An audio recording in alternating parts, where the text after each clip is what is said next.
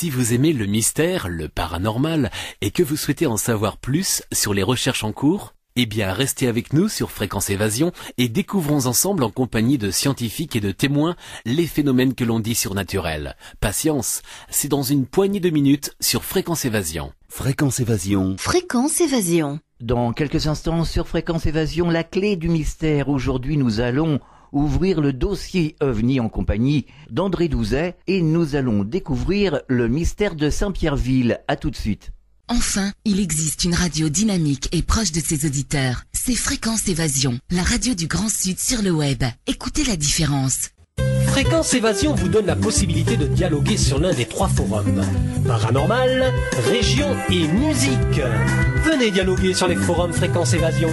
Cliquez sur Forum.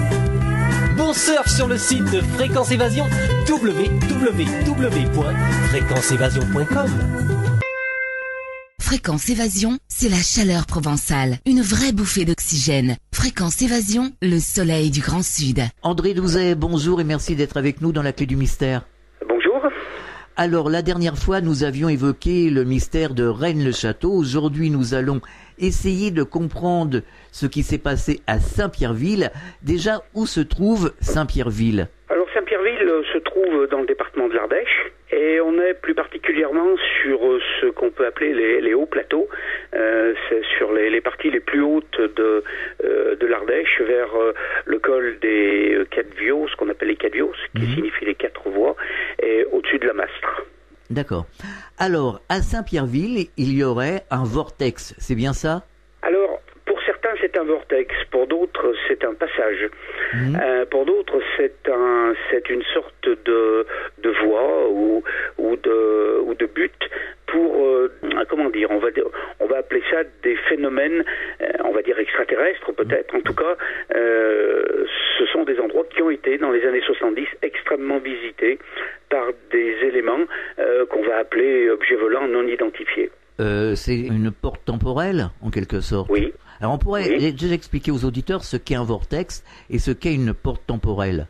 Alors une porte temporelle, c'est un passage qui ben oui, le terme porte est une belle illustration, c'est-à-dire que une porte est ouverte ou fermée, quoi qu'il en soit, mais elle est soumise à l'action de ce que je vais appeler le passager, c'est-à-dire celui qui va passer la porte. Il l'ouvre, il la ferme, et elle est neutre entre-temps, et même pendant ce temps d'action.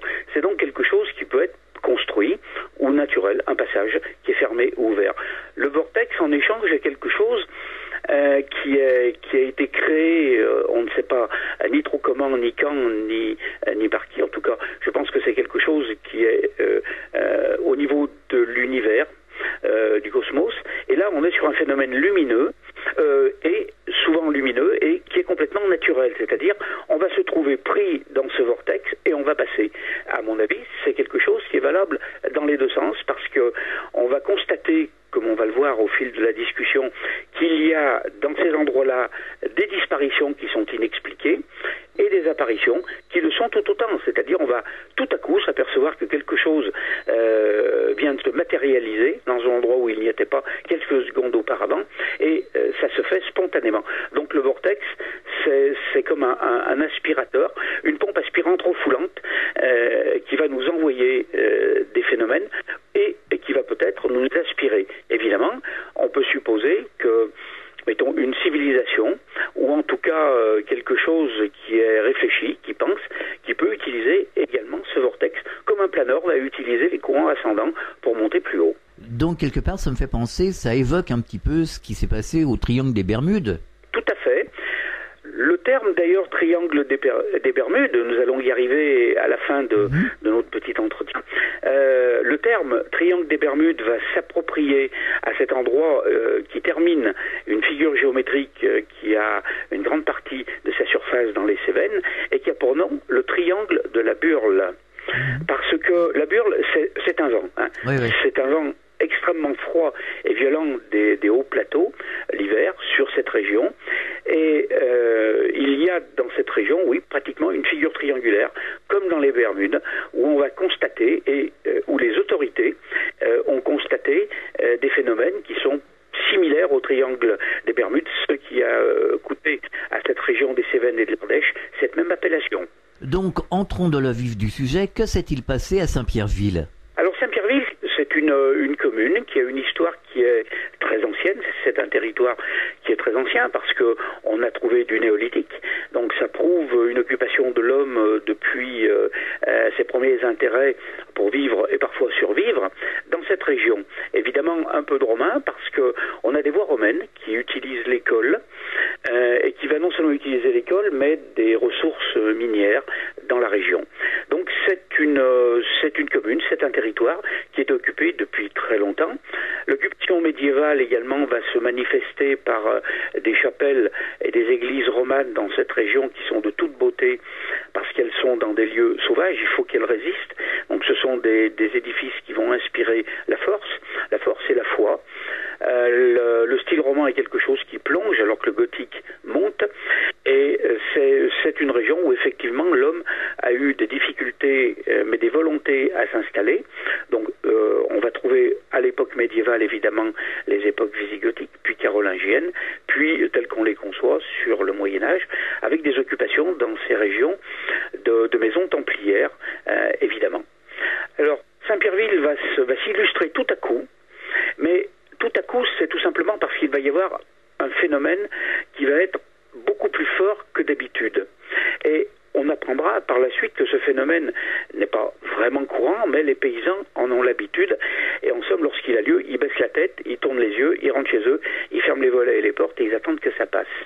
Alors Saint-Pierreville, dans le village, ce qui est intéressant par rapport aux événements que nous allons aborder, c'est que c'est un chef-lieu de canton, donc on va trouver une gendarmerie. Et c'est intéressant parce que lorsque les gendarmes deviennent témoins, on a là un témoignage qui devient difficile à démolir. Tout à fait. Puisque eux sont là, non pas pour faire dans la farce et le canular, mais ils voient quelque chose, ils en font un compte-rendu, sans souvent d'ailleurs oser aller dans des termes et des mots qui vont dépasser l'entendement et ce qui est permis par le gouvernement et les autorités. Alors, au-dessus de Saint-Pierreville, il y a un petit hameau qui s'appelle Féouzet. C'est un hameau qui est extrêmement ancien puisque on va trouver des parties qui sont romanes, on va trouver des ponts, des vieilles voies, on va trouver un château qui s'appelle le château de la Tour qui plonge ses origines aux alentours du Xe siècle et qui aurait été à une époque sous la surveillance de l'ordre du Temple comme une maison templière. Et nous arrivons aux années 1970 et c'est en 1972 que le phénomène va s'amplifier. Voilà des gens qui habitent le hameau. Il y en a d'autres qui vont assister à ce phénomène un petit peu plus avant et un petit peu plus après. Et une fois qu'ils voient que le phénomène est connu et reconnu, ils vont se manifester, ce qui nous permet de voir que c'est quelque chose qui a duré très longtemps et qui dure peut-être encore. Alors on est à Saint-Pierreville, on est un soir de février 1972, aux alentours du 10 février, et dans ces villages vient quelqu'un qui fait le cinéma dans des villages où il n'y a pas de cinéma. Alors il amène un projecteur, il amène des films, les gens payent et ça a lieu dans la salle de classe. Les gens s'assoient sur les bureaux et le tableau noir reçoit un drap blanc ou un écran et un film est projeté, peu importe. À l'issue du film, des gens du hameau de Féouzet qui ont assisté à la projection rentrent. C'est 22h, 22h30. Ils rentrent. Et il commence à neiger. Ils ont une 4L et on a 2-3 kilomètres entre Féouzet et Saint-Pierreville. Et ce sont des régions où il y a parfois des gorges très profondes, pas très larges. Et donc il y a des ponts, des ouvrages d'art qui vont jomber ces gorges qui peuvent aller jusqu'à 20 ou une trentaine de mètres de profondeur. Et ils arrivent à l'entrée du pont. Et une fois à l'entrée du pont, ils constatent qu'il y a de la lumière qui sort du fond de la gorge et ils pensent immédiatement qu'une voiture, vu qu'il commence à neiger, eux sont équipés, ils en ont l'habitude, donc la voiture tient bien la route et ils pensent que quelqu'un, moins bien équipé qu'eux, est tombé avec son véhicule au fond du ravin et les phares sont restés allumés. Donc ils arrêtent leur 4L, ils s'approchent de la rambarde du pont pour voir ce qu'ils peuvent faire et ce qu'il en est. En réalité, ce n'est pas une voiture, ce n'est pas un véhicule, ou du moins pas un véhicule terrestre, c'est une boule qui fait, d'après ce qu'on a pu avoir comme explication, entre 3 et 4 mètres de diamètre, qui monte. Elle est laiteuse, elle n'est pas très très très luminescente, mais elle éclaire beaucoup autour d'elle, et elle monte et elle arrive pratiquement à leur hauteur. On estime qu'ils sont là à une quinzaine, une vingtaine de mètres de la boule. Évidemment, ils ne sont pas préparés. Ils comprennent qu'il se passe quelque chose d'anormal. Ils essayent de retourner en courant dans leur véhicule. La 4L ne repart pas. Alors on ne sait pas si c'est un ennui mécanique, électromagnétique qui perturbe le moteur de la 4L, ou si c'est dans l'affolement que le conducteur n'arrive pas à remettre la clé et à remettre son véhicule en route. Quoi qu'il en soit, ils repartent. Ils ont très peur, et lorsqu'ils arrivent à l'entrée du village, évidemment, ils contactent un des premiers habitants qui se trouve avoir la fonction de garde-chasse, garde champêtre, un petit peu garde fédérale et garde forestier. Il comprend, il lui explique qu'il y a quelque chose d'arrondi et de laiteux, et lui imagine que ce peut être un cockpit d'Alouette, hélicoptère Alouette, et que là on a affaire à un hélicoptère militaire, et il dit bon, pas de problème, il faut prévenir la gendarmerie et le maire. Monsieur le maire est en même temps le médecin à 30 km à la ronde. Donc on prévient monsieur le maire, tout le monde monte dans des véhicules et on repart en direction de Féouzet. Et lorsqu'on arrive sur ce pont, eh bien, la boule est toujours là. Elle n'a que faire de ces gens qui sont maintenant sur le pont et qui la regardent aller et venir sur un secteur qui est limité. Et évidemment, le phénomène va durer suffisamment de minutes pour que le maire et un gendarme puissent prendre des clichés de cette vision, de cette boule. Alors il y a des photos aujourd'hui ? Aujourd'hui, non. Disons que le militaire, lui, on a dû le prier d'oublier sa pellicule dans un coin. D'accord. Il y a des témoins, évidemment. Hein, ce sont des gens qui sont assermentés, que ce soit les 2 ou 3 gendarmes qui sont montés, le garde fédéral et monsieur le maire, qui est quand même le premier officier d'état civil d'une commune. Tous ces gens sont assermentés. Il y a évidemment ces 2 ou 3 paysans, mais ils ont des témoins, donc on ne peut pas dire qu'ils ont trop bu après la séance de cinéma. Et c'est une affaire qui va être très ennuyeuse, précisément parce que les autorités ont été témoins. Évidemment, le lendemain, les journalistes se ruent à Saint-Pierreville. Et on va dire que non, c'est un phénomène, peut-être la foudre en boule. Enfin, on va essayer de minimiser cette affaire, qui ne sera pas minimisée du tout, parce que des revues comme Lumière dans la nuit ou d'autres, ou des journalistes ou des émissions de télé vont s'emparer de l'affaire, et pendant 1 mois ou 2, ça va être tenu en épingle. Et on va s'apercevoir, lorsqu'on interroge ces paysans, que pour eux, cette fois, c'était la goutte d'eau qui a fait déborder le vase. Ils sont très près de cette boule, mais ils nous ont confié, et ils ont confié aux enquêteurs que ça arrivait souvent que la boule descende jusqu'au village et s'aventure autour des premières maisons du village. Mais ils disent, mais c'est que nos grands-parents l'ont déjà vu, et il était convenu dans le village que lorsque la boule, ou les 1 ou 2 boules qui descendaient jusqu'au village venaient, on rentrait, on fermait les volets, et on oubliait ce qu'on avait vu. On ne cherchait pas le contact. Alors, il y a d'autres choses. L'endroit où la boule s'est promenée, les gens me disent, mais comment avez-vous eu vent de cette affaire et comment avez-vous pu pousser l'investigation? Eh bien, tout simplement qu'au-dessus de cet endroit, et c'est facile à vérifier sur une carte d'état-major, il y a les ruines d'une propriété qui a appartenu à ma famille. Comment en a-t-on la preuve? Tout simplement que le ruisseau qui passe à proximité s'appelle le Douzet, et le bois qui est au-dessus s'appelle le bois des Douzets. Ce sont des territoires qui appartenaient à ma famille, et la boule a volté au-dessus de ce qui restait de notre berceau familial, puisque notre famille était encore là au XVIIe siècle. Je ne sais pas si mes ancêtres ont vu quoi que ce soit, en tout cas, ça n'est pas resté dans notre mémoire, mais le maire comme j'ai fait des recherches familiales, a jugé utile dès le lendemain de me dire il faudrait que tu montes, il s'est produit quelque chose à Saint-Pierreville. Alors, à l'issue de ça, nous avons décidé de faire ce qu'on pouvait pour essayer de retrouver des traces de ce passage. Les traces, on les a sous une autre forme. Évidemment, la photographie de la boule, nous ne l'avons pas. Néanmoins, nous avons fait de la photographie infrarouge. À l'endroit où les paysans nous ont dit, elle voltait comme ça, elle passait comme ça. Et à l'infrarouge, on a des trajets comme si on avait laissé un sillon dans la nature, dans la forêt, vers la rivière. Et donc, à l'infrarouge, l'infrarouge, on a la révélation de ces passages jusqu'au bâtiment, jusqu'à ce qui reste du bâtiment. Ça n'est pas tout. Nous avons pris également à l'infrarouge un des paysans, un des habitants de Séouzet qui a assisté au phénomène, et il est pris en photographie à côté de moi, et on voit évidemment les mains, les visages, comme c'est quand même en hiver, on n'est pas torse nu, on n'a pas des maillots à manches courtes, mais toutes les parties de peau humaine. Moi je suis d'un gris normal, c'est de l'infrarouge en noir et blanc. Donc j'ai un gris qui est normal, c'est le gris de n'importe quel être humain qui réagit à l'infrarouge. Eux sont blancs, c'est-à-dire ils sont blanchâtres, très très clairs par rapport à moi et à l'environnement de la photographie infrarouge. Posons-nous la question, qu'est-ce qui fait réagir l'infrarouge? Justement. Deux choses, la chaleur et la radioactivité. On est en février, ça ne peut pas être la chaleur.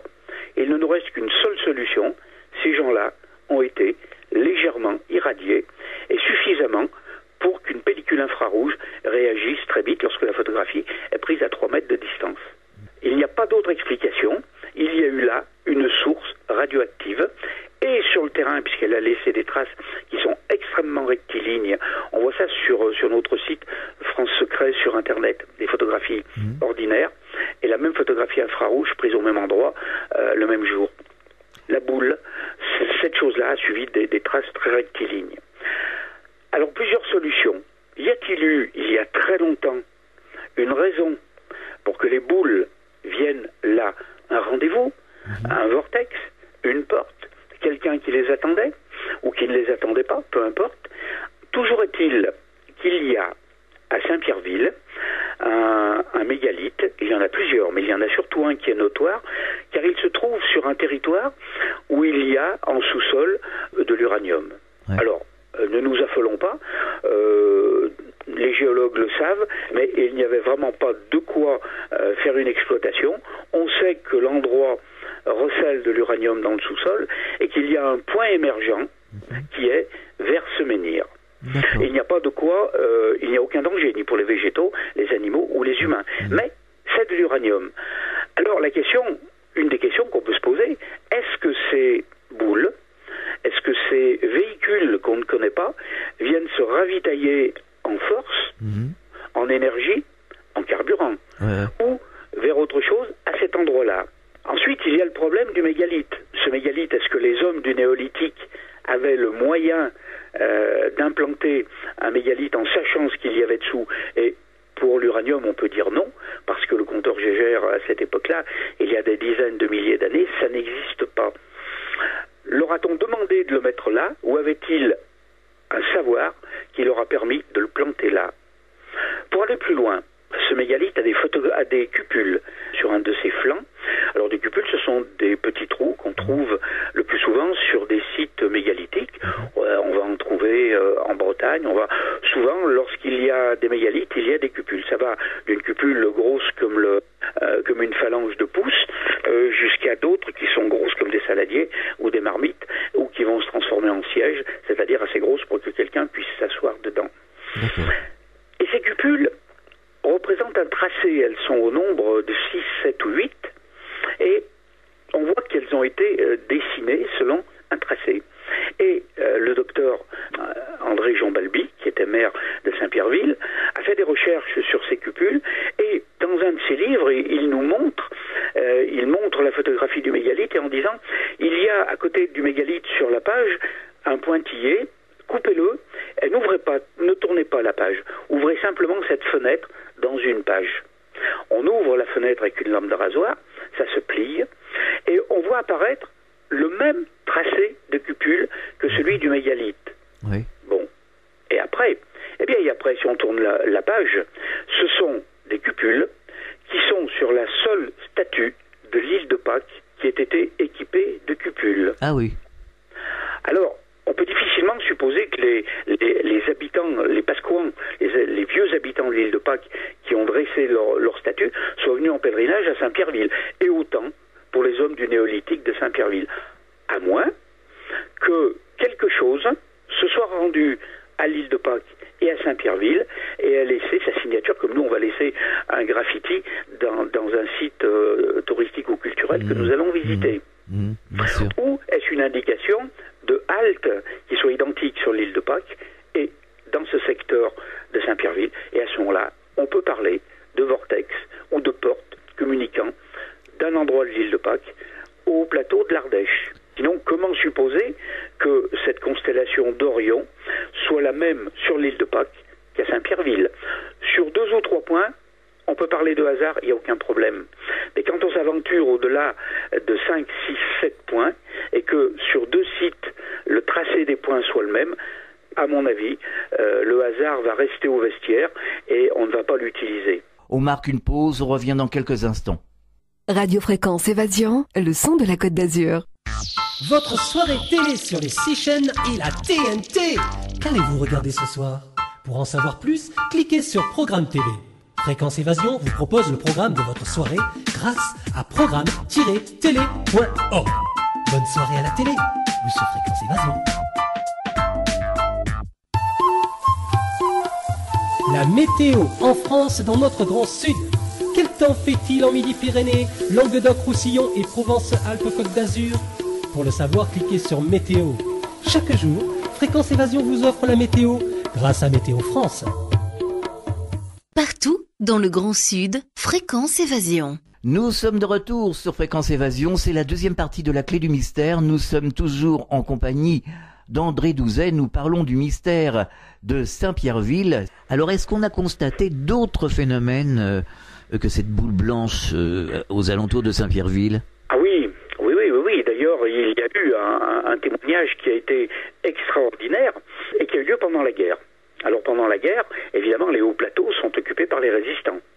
Ils se cachent, mais les résistants ont besoin d'armes, de nourriture, de pansements, d'explosifs, d'argent, de matériel. Il faut continuer la guerre d'une façon clandestine.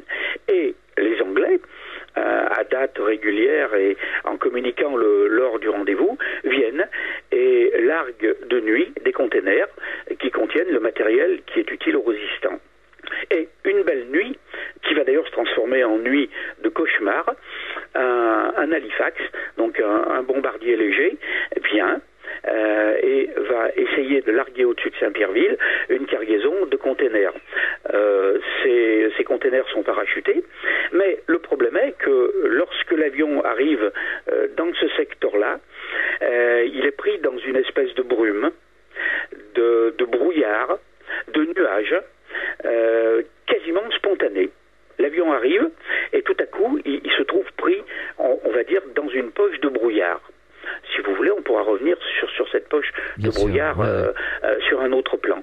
Et tout à coup, le pilote annonce à son équipage qu'il a d'énormes problèmes et qu'il n'y a pratiquement plus d'électricité à bord.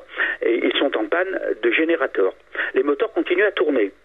Mais il n'y a plus d'éclairage et les instruments de bord, ceux qui fonctionnent naturellement et qui n'ont pas besoin d'électricité, sont complètement affolés et tournent dans tous les sens.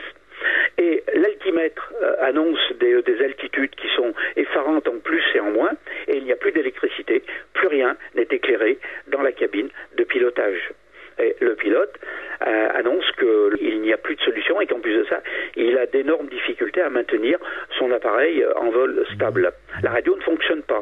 Ils ne peuvent pas appeler au secours. Et il y a surtout à l'arrière un mitrailleur. Le mitrailleur, dans les bombardiers, il y en a un à l'avant, il y en a un au-dessus, et il y en a un à l'arrière qui est dans une espèce de bulle. Et le mitrailleur, on l'installe avant de refermer la bulle. Il ne communique avec ses collègues dans l'appareil que par radio. Il entend qu'il n'y a plus d'éclairage. Effectivement, lui n'en a plus. Et il se met à ressentir, parce qu'il va survivre à ce qui s'est passé.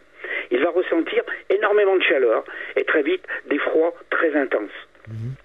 Et tout à coup, dans la bulle, il voit apparaître derrière le bombardier des boules violettes. Et ces boules vont suivre l'appareil qui commence à tomber et qui va piquer.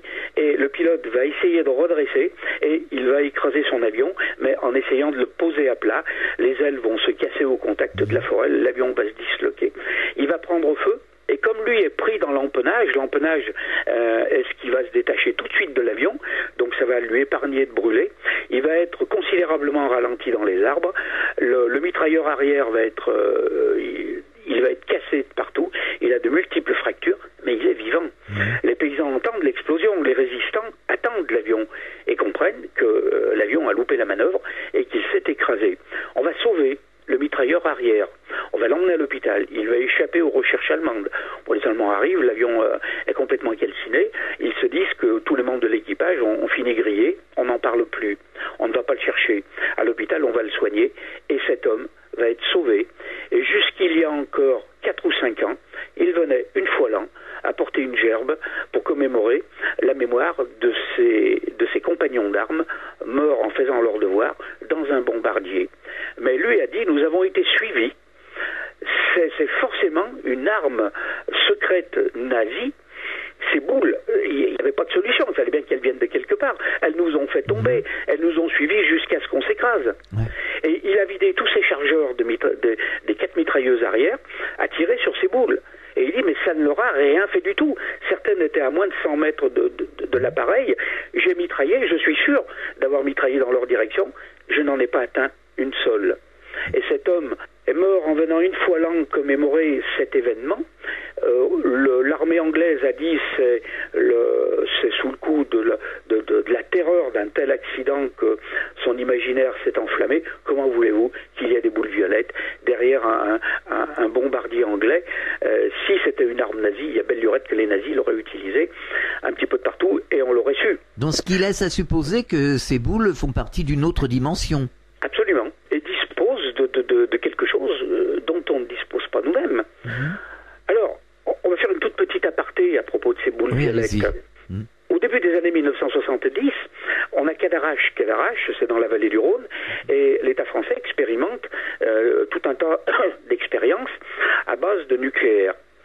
Et on va envoyer de Villacoublay, un aérodrome militaire, Villacoublay, un Nord 2501, qui un beau matin va partir vers les 6 heures du matin, et qui va emmener, je crois que c'est 13 ou 15, je n'ai pas ça en mémoire précisément, il va emmener les 13 ou 15 plus grands cerveaux atomistes de l'État français pour assister à des expériences sur un jour ou deux à Cadarache.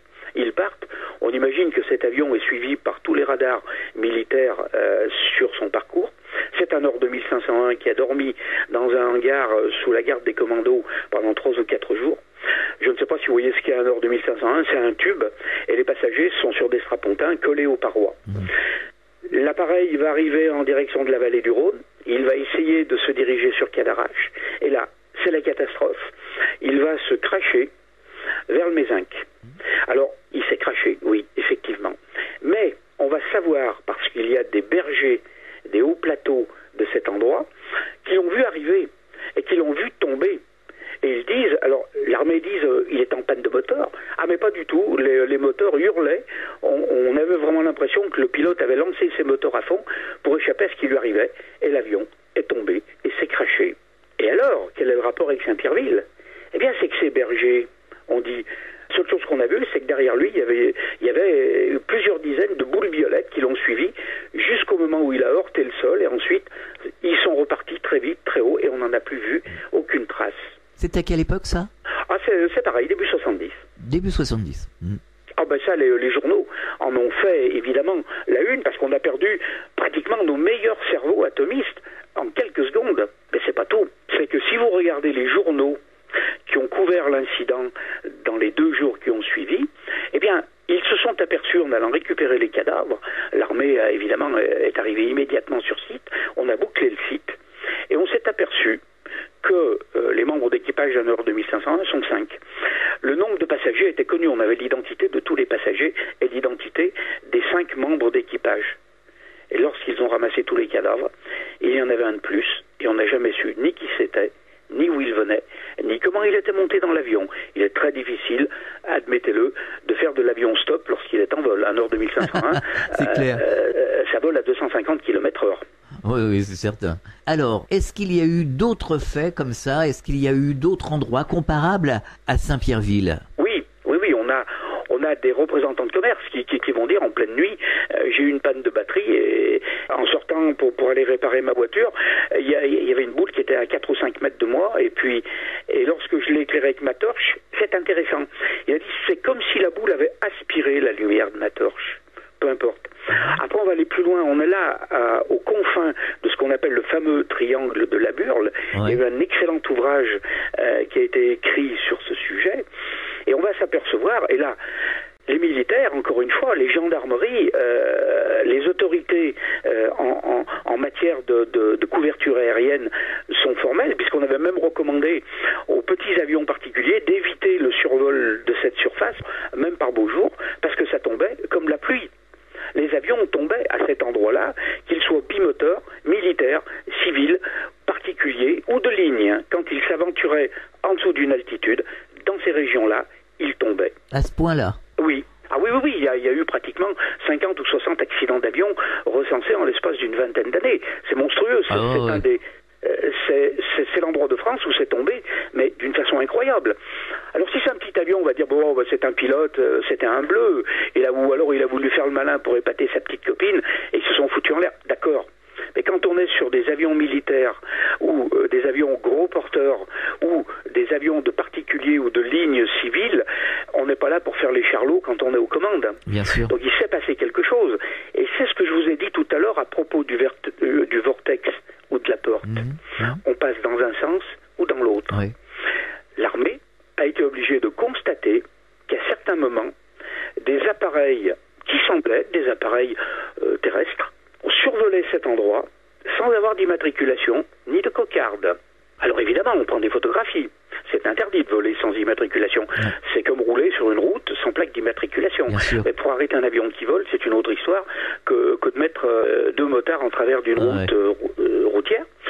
Mais le plus beau, c'est qu'ils ont trouvé des appareils. Ils en ont trouvé deux qui s'étaient posés dans des champs, proprement. Donc le pilote a posé son avion et il n'y avait aucune marque de fabrication, d'immatriculation ou de cocarde. Jamais personne n'est venu réclamer son avion. C'est curieux. Hein. Donc c'est quelque chose... je crois qu'il y a un film qui s'appelle Contact du 3e type ou 4e type. C'est ça, oui. Je crois que c'est Spielberg qui avait fait ça.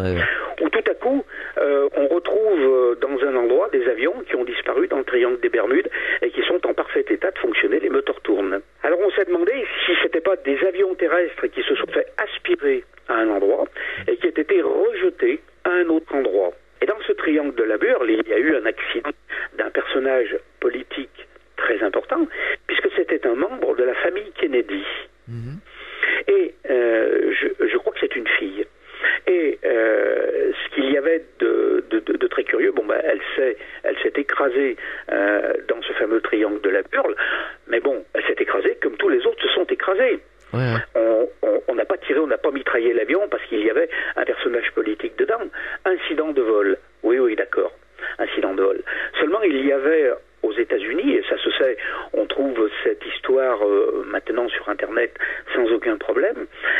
Un vieil Indien avait lancé une sorte d'avertissement prophétique en disant quelqu'un de la famille d'un gouvernant des États-Unis, après toutes les misères que vous avez fait à mon peuple, il va y avoir un mort dans cette famille. Et ce mort va mourir dans un endroit qui appartient aux loups.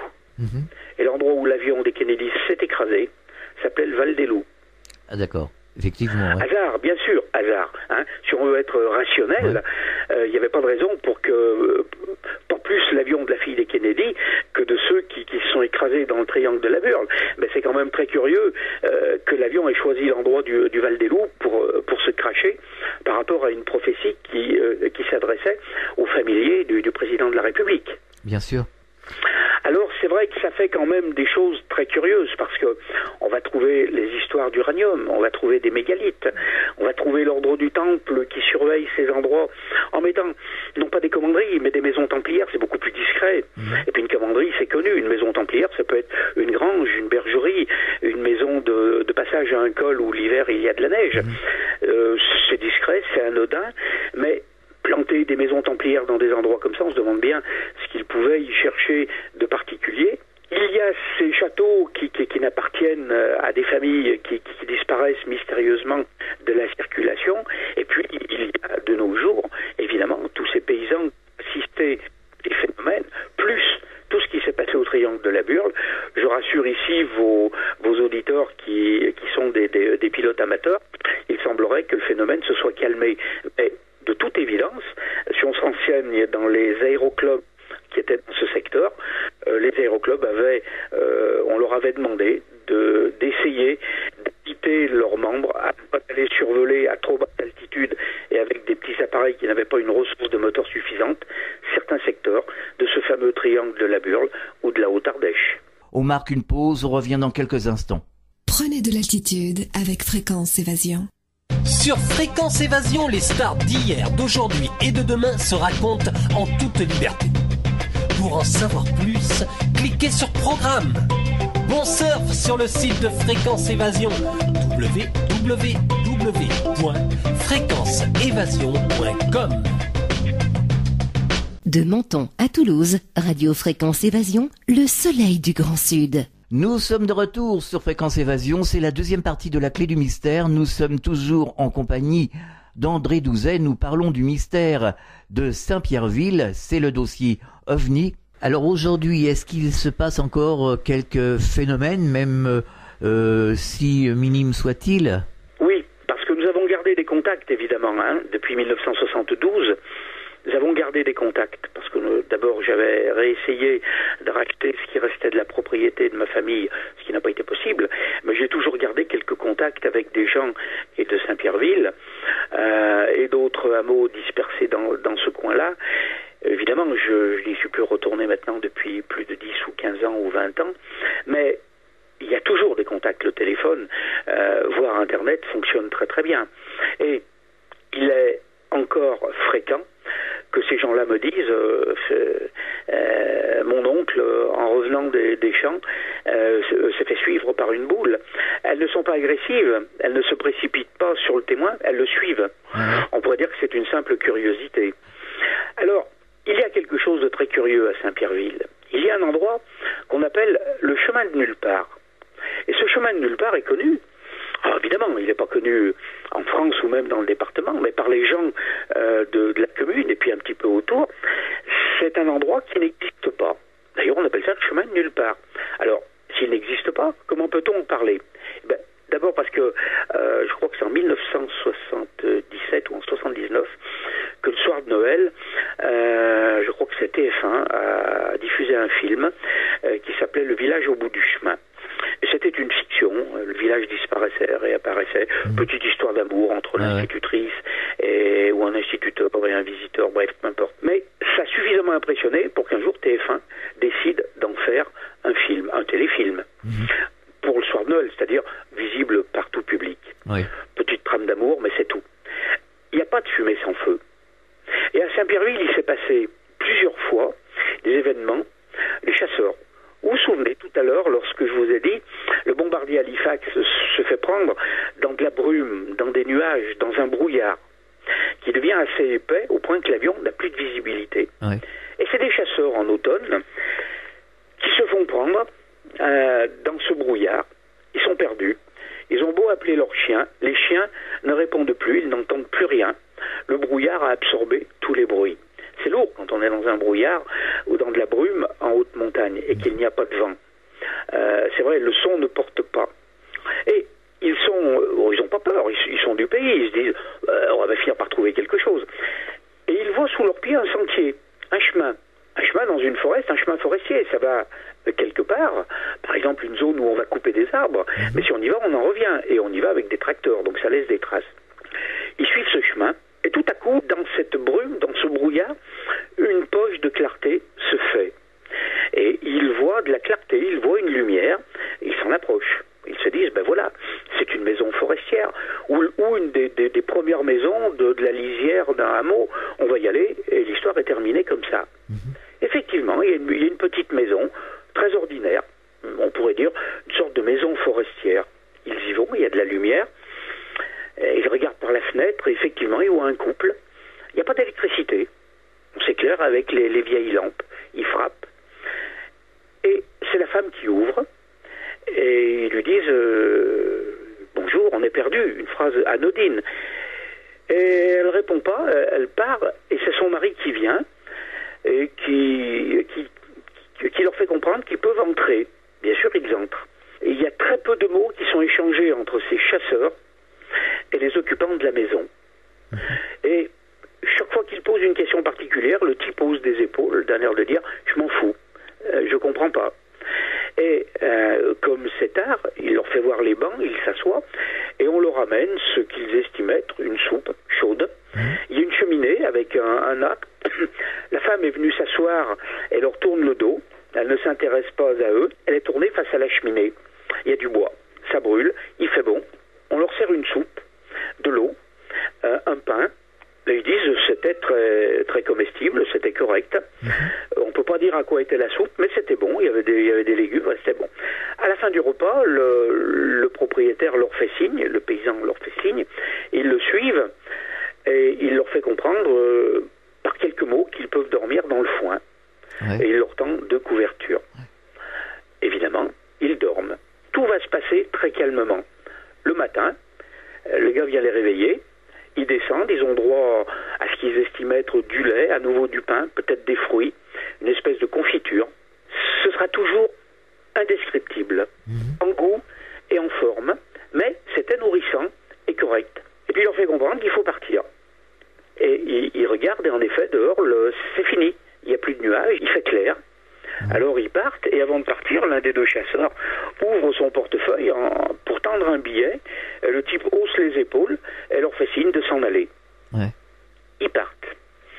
Ça a lieu 1 fois, 2 fois, 3 fois, ça a lieu plusieurs fois. Jusqu'à ce que 1 ou 2 des chasseurs aillent à la mairie en disant mais il y a quand même des gens qui vivent au milieu de la forêt sans électricité. À notre époque, il faudrait peut-être penser à leur tirer une ligne. Et puis ils vivent simplement, ils n'ont pas l'air pauvres, mais visiblement, et en plus de ça, ils pratiquent l'hospitalité, ils veulent pas d'argent. Ils disent au maire, ben voilà un billet, il faudrait le leur faire passer. Le maire dit, ben moi je veux bien faire passer, mais on n'a personne dans cet endroit-là au recensement. Et il montre sur la carte d'état-major l'endroit où à partir d'un moment ils sont rentrés dans le brouillard. Il n'y a rien, il n'y a pas de construction. Et les derniers, le maire excédé, il dit bon, cette fois il y en a marre, tout le monde dans mon 4x4, on y va. Ils y vont, effectivement, ils retrouvent le chemin, ils arrivent dans une clairière, mais il n'y a rien. Le maire va faire gratter en disant bon, c'est une histoire, les chasseurs, sur plusieurs années, n'ont pas pu inventer le même canular. Certains ne se connaissent même pas. Les récits sont toujours les mêmes. Donc ils ont assisté à quelque chose de similaire. Il fait gratter par un ouvrier, il n'y a pas de fondation, il n'y a jamais eu de maison, et les rares personnes qui sont là à la mairie sont formelles, c'est là qu'ils ont tous abouti. Alors, on va dire, bon, on va fermer le dossier, on n'en parle plus. Ouais. C'est le chemin de nulle part. Bien sûr. Ah oui, mais quelqu'un va le fermer, le dossier, provisoirement. Et cette fois, c'est une botaniste. Elle est là parce qu'elle fait un recensement des plantes des hauts plateaux d'Ardèche. Alors elle a des boîtes, des éprouvettes, elle ramasse, elle regarde, elle note, elle prend des photos. Et voilà, elle est avec son époux, son technicien, peu importe, il y a un homme avec elle. Ça n'a pas d'importance d'ailleurs, mais ils sont 2. Et ils se font prendre en fin d'après-midi, vers les 16h, 17h, comme les chasseurs, dans la même brume, dans la même nappe de brouillard. Et ils vont prendre le même chemin. C'est comme si, dans cette nappe, on poussait les gens vers ce chemin. Et ils arrivent, comme les autres, vers la maison. L'hospitalité, on les accueille. Il n'y a pas beaucoup de mots d'échanger, mais les gens sont hospitaliers. Ils haussent les épaules lorsqu'ils demandent quelque chose. Et le lendemain matin, lorsqu'ils se lèvent, eh bien, ils ont droit au petit déjeuner comme tout le monde. Mais la femme est botaniste. Ouais. Et avant de s'en aller, elle voit sur la table des fleurs. Elle en prend une. Elle regarde. Elle ne la connaît pas. Elle n'a jamais vu une fleur comme ça. Elle demande si elle peut la prendre. Le type hausse des épaules, d'un l'air de dire « mais je m'en fous, faites ce que vous voulez ». La femme est vers la cheminée, elle ne les regarde même pas. La botaniste prend la petite fleur, la met dans une boîte, dans un tube. Ils s'en vont. Même cérémonie, au moment où elle part, elle dit la moindre des choses, c'est « on vous doit quelque chose ». Il hausse les épaules, il leur fait voir la porte et il leur fait signe de s'en aller. Et là, la botaniste rentre de son travail et elle signale à la mairie, elle dit « mais écoutez, il faudra quand même que je revienne parce que vous avez un secteur où vous avez une fleur qui a échappé à tout recensement. Il y a une plante qu'il va falloir qu'on identifie, on ne la connaît pas. C'est une sorte d'élébore, c'est ce qu'elle dit, ça ressemble à une élébore, mais ça n'est pas une élébore connue en France, en Europe et de par le monde. Ouais. Et il y a quelque part, dans un herbier de l'État, une plante d'origine inconnue qui vient de ce chemin de nulle part. Alors comment on pourrait expliquer cette histoire qui est incroyable quand même ? Dès qu'elle décalage des dimensions pour moi. Évidemment, je vais peut-être, une fois qu'on aura raccroché, vous allez appeler l'asile de foule. Non, on a l'habitude ici, on parle de... C'est la radio des dimensions, il n'y a aucun problème. Alors, d'accord. Expliquez-nous les dimensions. Eh bien, je pense qu'il y a... C'est un endroit où des dimensions se chevauchent. On a parlé de vortex en aller et en retour, quelque chose qui s'ouvre et se ferme inconsciemment, ou une porte qu'on va ouvrir et refermer parce que des chasseurs sont perdus dans une brume. Mettons-nous à la place de créatures, d'êtres, qui sont capables de mettre en place un nuage, une brume, une vapeur, pour cacher une activité. Une activité qui est peut-être à très haut boule, peut-être à l'uranium, peut-être qu'il y a des décalages de temps et on ne sait, peut-être même eux ne savent pas trop ce qui se passe dans ces basculements de temps. Et on a tout à coup, oui, une sorte de vortex qui va créer dans un nuage. D'ailleurs, tous les témoins disent, tout à coup, c'était clair dans la clairière. Et la botaniste dit, oui, il y avait une petite maison. Et quand la mairie fait gratter pour voir s'il y a des fondations, il n'y a jamais eu de petite maison à cet endroit-là. Comme si cet endroit était en mesure d'aspirer et de refouler, à un point que la végétation importante, c'est-à-dire les buissons et les arbres, n'y puissent pousser, mais une petite végétation, une espèce de fourré, pas très haut, et avec un passage qui mène à cette maison, avec des gens peut-être qui vivent comme vous et moi, dans une autre dimension, d'une autre façon que nous, sans électricité, et qui peut-être ne comprennent pas ces visiteurs qui arrivent tout à coup avec des armes à feu qu'ils n'utilisent pas d'ailleurs, ou une femme qui arrive avec une sacoche avec des boîtes dans laquelle elle enfourne des plantes. Si ça se trouve, alors qu'il est, où nous parlons au téléphone, dans une autre dimension, une autre radio, interroge un autre André Douzet qui dit c'est bizarre parce que nous on se retrouve sur Terre sans avoir rien demandé à personne. Alors, ce qui est très drôle, c'est que ça me fait penser à l'histoire qu'avait racontée Yves Lignon, à savoir, je vous la raconte brièvement, une personne se rendait à Paris, alors je sais plus, c'était dans le quartier du parc Monceau, enfin peu importe, à Paris, et arrive devant une maison et monte les escaliers, est accueilli dans un salon où tout est animé, où il y a une réception, il participe à cette réception, etc., etc. Il quitte la réception, il rentre chez lui, il revient le lendemain, il essaye de s'introduire dans cette maison, et on s'aperçoit que cette maison n'est pas habitée.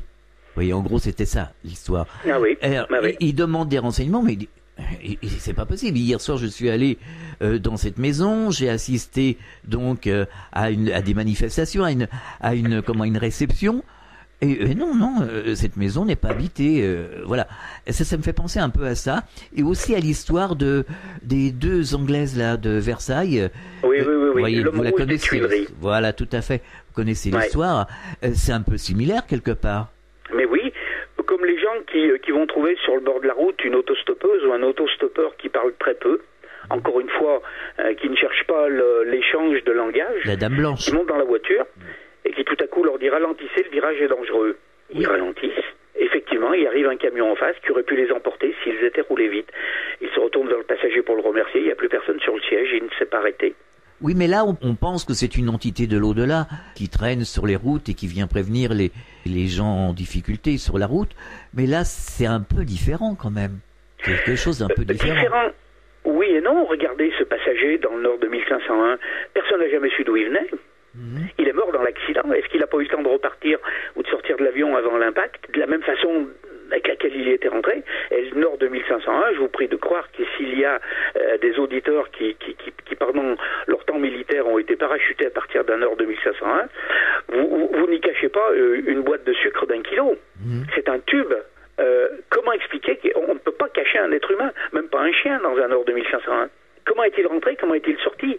Comment une passagère ou un passager sur le bord de la route disparaît d'une voiture sans que le conducteur se soit arrêté? Oui, mais quand je dis... des propos, on dit attention. Oui, mais quand je dis différent, par exemple, par rapport à la Dame Blanche, c'est de la Dame Blanche dont on parle. Oui. La Dame Blanche, on peut considérer qu'elle vient de l'au-delà, que c'est une entité de l'au-delà. Tandis que là, on est plutôt dans le monde parallèle, dans ce que vous m'expliquez. Donc, bon, ça se ressemble, je veux dire, mais c'est quand même assez différent. Il s'agirait plutôt de gens qui vivent dans un monde parallèle, peut-être même physique, à des vibrations différentes.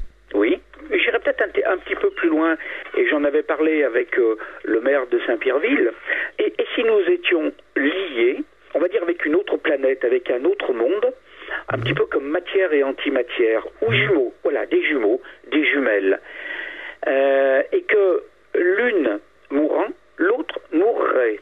Et celle qui vit d'une façon un petit peu désordonnée, comme nous commençons à le vivre au XXIe siècle. On ne sait plus trop où on en est, on commence à jouer avec le feu. Et que de l'autre côté, on dise, oh les gars, attention, calmez-vous, hein. À la rigueur que vous alliez vous mettre par terre, c'est une chose, mais nous, de l'autre côté du nuage, on n'y est pour rien. Alors calmez-vous, ou qu'on essaye de nous faire comprendre, ou peut-être visiter, je ne sais pas. Là, ce ne sont que des hypothèses. Oui, on est dans l'extrapolation. Et oui, et moi-même, je me pose des questions, je me dis, qu'est-ce qui se passe à Saint-Pierreville? Alors, au cas où vous-même, ou les gens qui nous entendent, soient intéressés, à partir de l'année prochaine, nous allons d'abord organiser des conférences en montrant les photographies que nous avons, les interviews que nous avons pu faire, les extraits de documents que nous avons pu avoir. Donc, nous allons organiser des causeries. Le mot conférence est bien trop pédant pour moi, une causerie. Et surtout, 1 ou 2 fois l'an, maintenant, nous allons emmener les gens sur ces endroits, en allant voir par exemple ces mégalithes avec un compteur Gégère, pour voir effectivement cette réaction du terrain. Et puis dire aux gens, ben voilà où était le chemin de nulle part. Libre à vous, si un jour vous avez envie de vous y aventurer, tenez-nous au courant au retour. Mais on va essayer, parce que j'ai besoin de comprendre. Évidemment que ça m'intéresse furieusement, pour des raisons familiales d'abord, et c'est d'ailleurs pour ça que je m'y suis tant intéressé.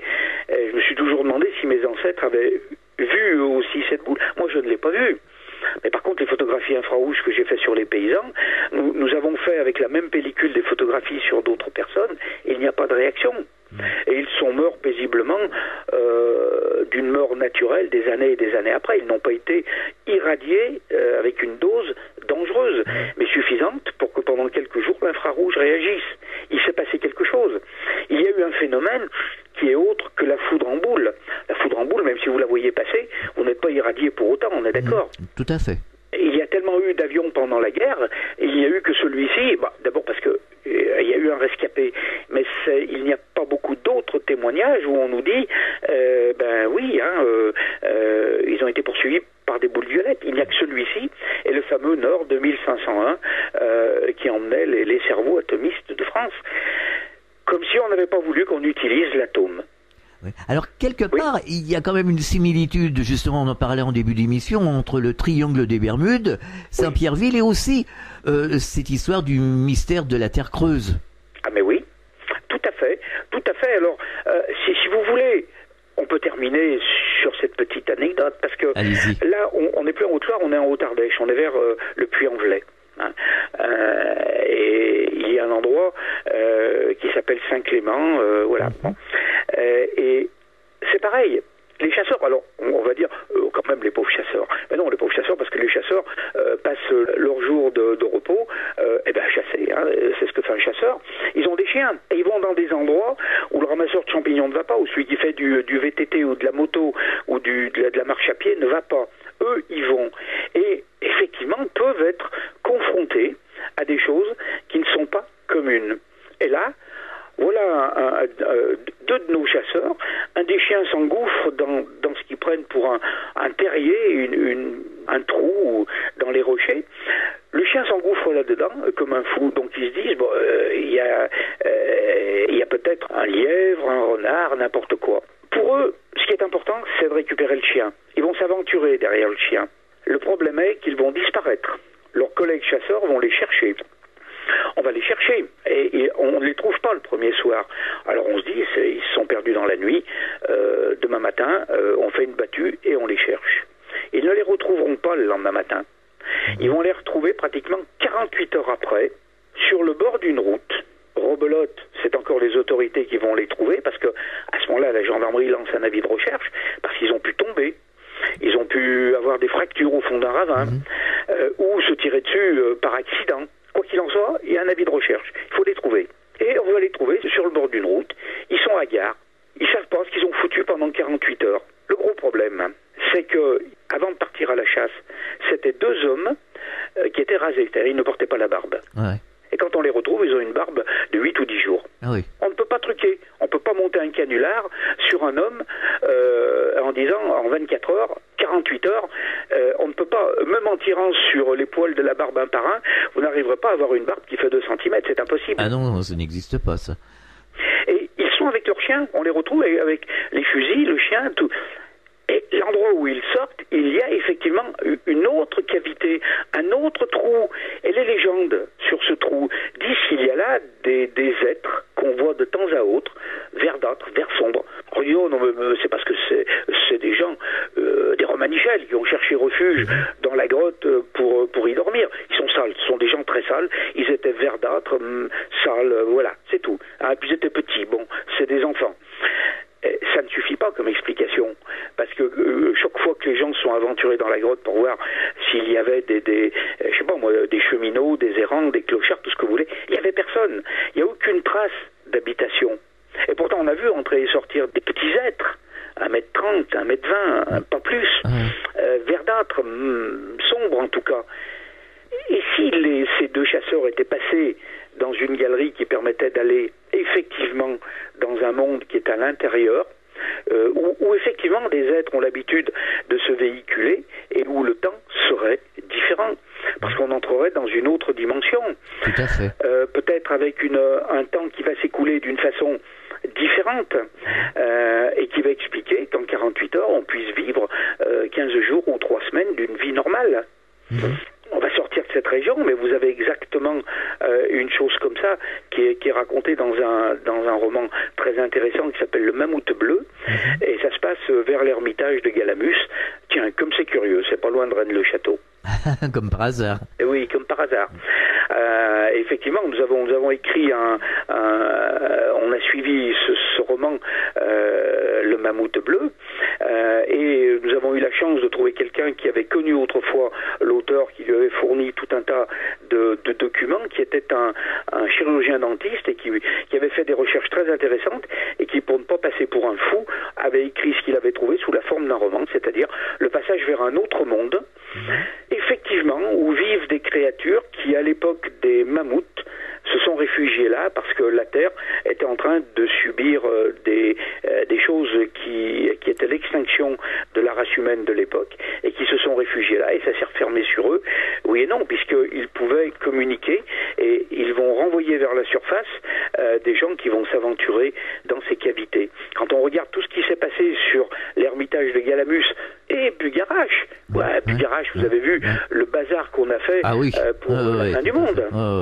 Eh bien, il y a des légendes à cet endroit qui font mention, effectivement, d'un monde souterrain où des spéléologues ou des moines se sont aventurés, et c'est pas très vieux, hein, les derniers c'est 18e siècle, donc c'est pas quelque chose de farfelu de l'époque de Charlemagne, et où des gens ont erré dans des galeries, les torches se sont éteintes et ils continuaient à voir, et ils sont ressortis 10 ou 12 kilomètres plus loin, en étant pratiquement devenus fous de ce qu'ils avaient vécu dans ces galeries.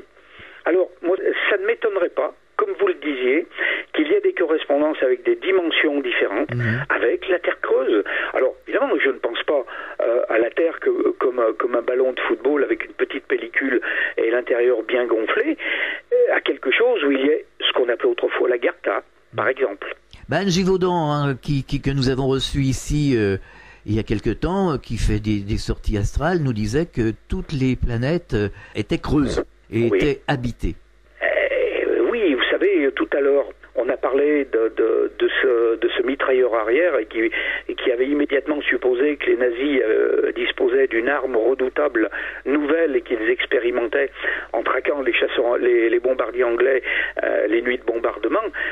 Ça ne tient pas la route sur un plan militaire, parce que ça se serait su si les nazis avaient disposé d'armes telles que celle-ci. D'abord, peut-être aurait-il gagné la guerre, mais ça se serait su. Ça ne s'est pas su. Ils ne la disposaient pas. Mais n'oublions pas que ce sont des gens qui ont cherché effectivement les entrées de la Terre creuse vers le pôle Nord. Effectivement. Alors, évidemment, on ne peut pas donner raison à des gens qui utilisent des méthodes guerrières destructrices à l'extrême, mais en tout cas, pour qu'ils aient entamé des recherches d'une telle envergure, en encore une fois, il n'y a pas de fumée sans feu. On ne va pas dépenser des sommes colossales pendant la guerre alors qu'on a besoin d'argent pour la faire, pour des sottises. Vous avez l'amiral Byrd, qui lui n'était pas nazi, et qui lui a dit, mais j'ai vu l'entrée dans la glace, il y avait des arbres, il y avait de l'eau douce qui coulait, il faisait beau, il faisait bon, j'ai pas rêvé. Et non, l'amiral Byrd n'était pas un fou furieux. Mais dans ces cas-là, qu'est-ce qu'il faut faire? Alors on dit, l'amiral Byrd, il avait forcé sur le whisky, le gin et le rhum.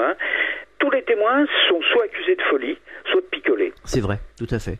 Alors, nous disposons d'histoires un petit peu similaires. Moi, si un jour vous avez envie qu'on fasse un bis repetitas, nous sommes évidemment avec grand plaisir à votre disposition. Et puis, mais il y a des choses en France à d'autres endroits.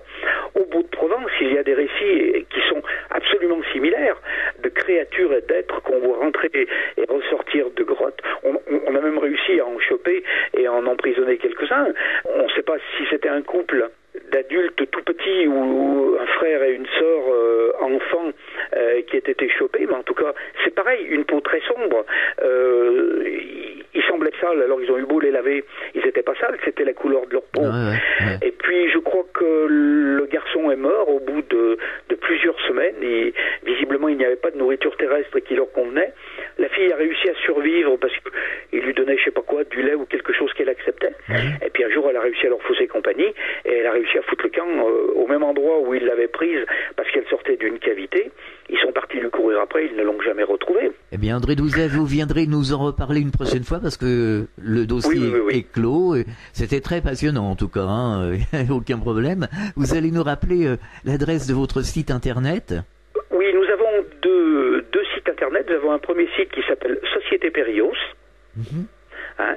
Donc vous tapez Société Perilos, www.sociétéperilos.com, vous arrivez dessus, et vous avez un autre site qui s'appelle France en minuscule, Nervie, N-R-V-I-E, tout accolé, et plus loin, secrète. Et par internet, vous tombez sur notre site où précisément nous parlons des boules de feu de Saint-Pierreville, des Baux de Provence et du triangle de la Burle, etc., où vos auditeurs ou vous-même pourront retrouver ces sujets-là un petit peu plus détaillés, sachant que si des gens sont intéressés, ils peuvent prendre attache avec nous et ils seront prévenus le jour où on fait une visite sur des sites comme ceci.